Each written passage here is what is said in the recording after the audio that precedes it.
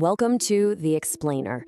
Today, we're opening a dossier on a supervillain who's done something, well, pretty unique.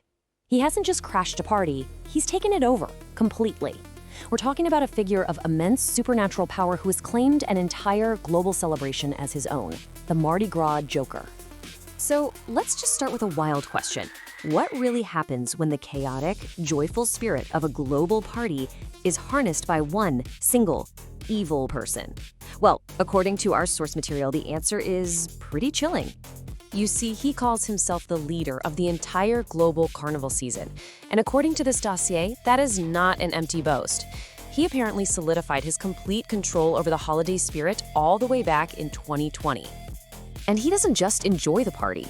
In a very real sense, he is the party. The dossier says he's able to tap directly into the metaphysical energy of worldwide celebration, all the chaos, the debauchery, the release of inhibitions, and use it to fuel what the source calls his frightening flames of terror.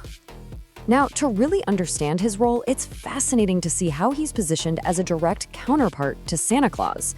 Shrovetide, the traditional season of feasting before Lent, is governed by the positive spirit of Christmas.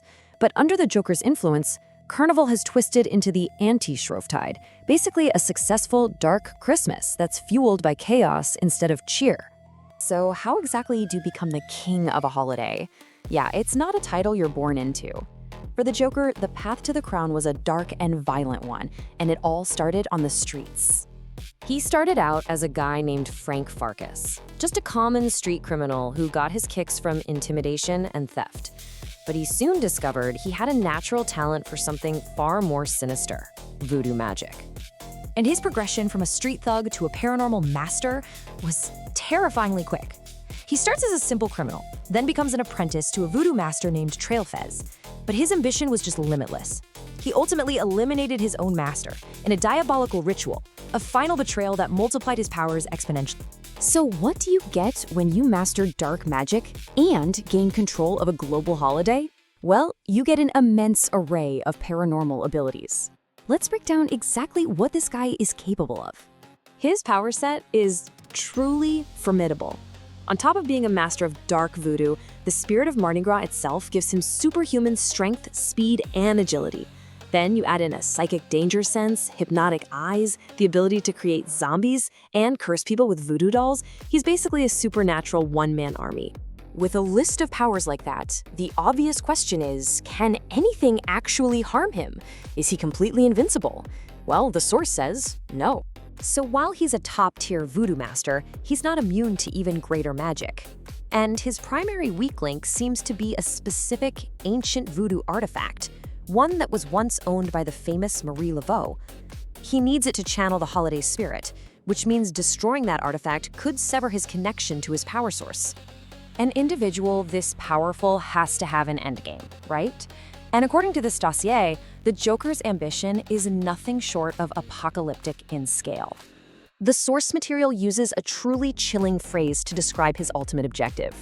Not just a party, not just chaos, but a party apocalypse. An eternal global night of violent celebration. And to really ground this threat, the dossier makes a powerful comparison. Think of the movie The Purge, where all crime is legal for one night. Now imagine that never ends. A permanent, worldwide purge, 24/7. That is the world he's trying to create. And he is not trying to do this alone. The Joker has built alliances with other sinister figures in the supernatural world, including the April Anti-Fool, various clown cults, and even Dimitri Diablo, the self-proclaimed King of Hell. To execute his plans on the ground, he uses a dedicated cult of followers, and they operate in the shadows of the real Mardi Gras celebrations, recruiting new members directly from the unsuspecting crowds. They cleverly present themselves as just another Mardi Gras crew, using this harmless-sounding name, the Mystic Crew of the Jolly Joker. But in reality, they're a dangerous voodoo cult carrying out his will. Their methodology is a pretty sinister four-step process. First, they recruit unsuspecting members. Then, they corrupt their morals, using them to torment innocents and generate widespread fear. And the final step? It's horrific: kidnapping, torture, and ultimately ritual sacrifice. Okay, so this is all terrifying, but the dossier does provide some direct warnings for staying safe, especially if you happen to be in his home base of New Orleans during Carnival. Really, the key to personal safety is just awareness. The dossier warns that they specifically target people who are drunk and vulnerable, using psychological torture and these elaborate traps. The advice couldn't be clearer. Recognize the danger and do not engage. And this last point is absolutely crucial. The source is very, very clear. Comparing him to his famous comic book counterpart will apparently send him into a violent rage. He despises any suggestion that he's just some comical fool. The source doesn't pull any punches here, making a direct and very bold claim. It asserts that this Mardi Gras Joker is, realistically, a far greater threat than the iconic supervillain from Gotham City. And that leaves us with a provocative final thought.